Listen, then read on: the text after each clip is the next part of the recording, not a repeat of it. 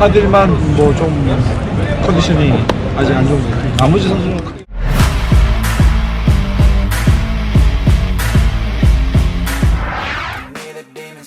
Tidak minta naik gaji, Sintayong minta ini ke Presiden Jokowi. Presiden Joko Widodo sempat menjalani kunjungan kenegaraan ke Korea Selatan pada 26 Juni lalu saat ia bertemu dengan Presiden Korea Selatan Yoon Suk Yeol. Dalam kesempatan tersebut, Jokowi tidak lupa untuk mengundang pelatih timnas Indonesia Sintayong yang sedang pulang kampung ke Korea Selatan. Presiden Joko Widodo menanyai Sintayong tentang kebutuhan paling mendasar timnas Indonesia. Sintayong pun terungkap memberi jawaban yang berkelas. Hal tersebut diungkapkan langsung oleh Menpora Zainuddin Amali, di mana Jokowi sebagai presiden yang ingin meninggalkan legasi kemudian mewujudkan keinginan Sintayong dalam melatih Indonesia. Kemudian ditanya Bapak Presiden apa yang kamu Sintayong butuhkan yang paling mendasar, ungkap Amali. Sintayong bisa saja menjawab kenaikan gaji, mengingat ia digaji kecil bersama para asistennya untuk menangani 3 timnas. Tetapi ia mengajukan permohonan lebih penting. Sintayong meminta training camp kepada Presiden Jokowi. Beliau sampaikan Indonesia tidak punya training camp. Jadi kalau main masih menumpang stadion-stadion dan menunggu jadwal, itu tidak baik untuk pembinaan. Ujar Sintayong dikutip oleh Amali.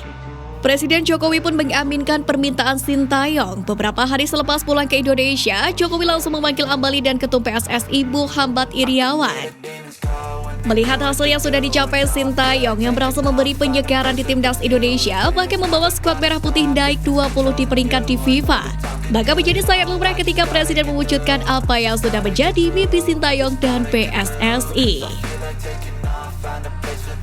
Jadi dugal skuad The Golden Star Kapten Timnas U20 dapat pujian media Vietnam.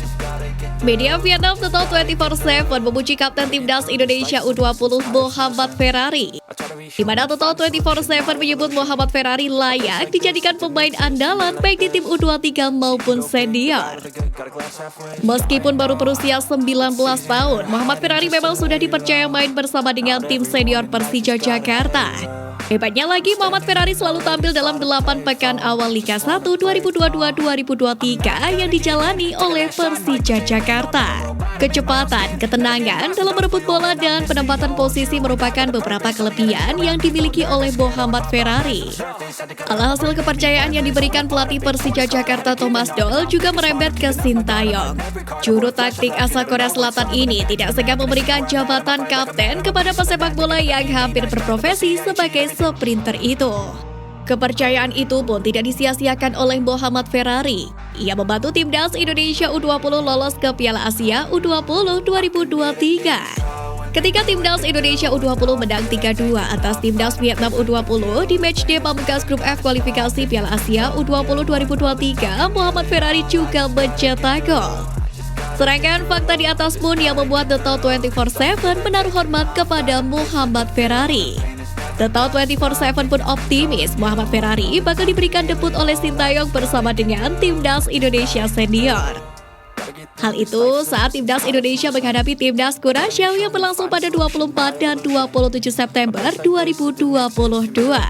Penabur duka timnas Vietnam U20 sedang menanti momen bersejarah. Tulis The Total 24/7 dalam judul artikel yang mereka buat. Muhammad Ferrari tidak sabar menunggu momen debutnya bersama dengan timnas Indonesia senior. Di FIFA Matchday September 2022, timnas Indonesia 2 kali menghadapi Kurasyau. Ini merupakan kesempatan bagi Sintayong memberikan kepercayaan kepada Muhammad Ferrari.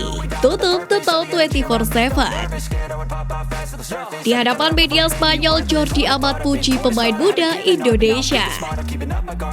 Setelah mendapatkan persetujuan dari DPR RI, Jordi Amat dalam waktu dekat akan segera mengambil sumpah sebagai warga negara Indonesia. Menurut Menpora Zainuddin Amali, Jordi Amat bersamaan dengan Sandy Walsh akan menjalani sumpah sebagai WNI secara virtual. Menpora mengaku bahwa proses tersebut tetap sah dan dipilih setelah ia berkoordinasi langsung dengan Wakil Menteri Hukum dan Hak Asasi Manusia Edward Omar Sharif Hiyarij. Lantaran kedua pemain tersebut masih bermain di kompetisi luar negeri. Jordi Amat sendiri saat ini bermain di Johor Darul Takzim atau JDT di Liga Malaysia.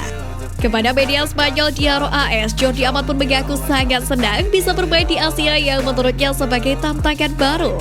Soal debutnya bersama dengan Timnas Indonesia ditegaskan oleh Jordi Amat bahwa ia melihat bahwa keberadaan dirinya dan Sandy Walsh memang akan memperkuat tim merah putih. Saya merasa sangat nyaman dengan tim dan saya dapat melihat bahwa kami memiliki banyak pemain muda dengan banyak kualitas. Mereka ingin membentuk tim yang kuat dan itulah mengapa saya dan Sandy berada di sini, ungkap Jordi Amat. Dengan segera diresmikan Jordi Amat dan Sandy Walsh sebagai WNI, tentu menarik untuk menanti kontribusi kedua pemain itu bersama dengan Timnas Indonesia.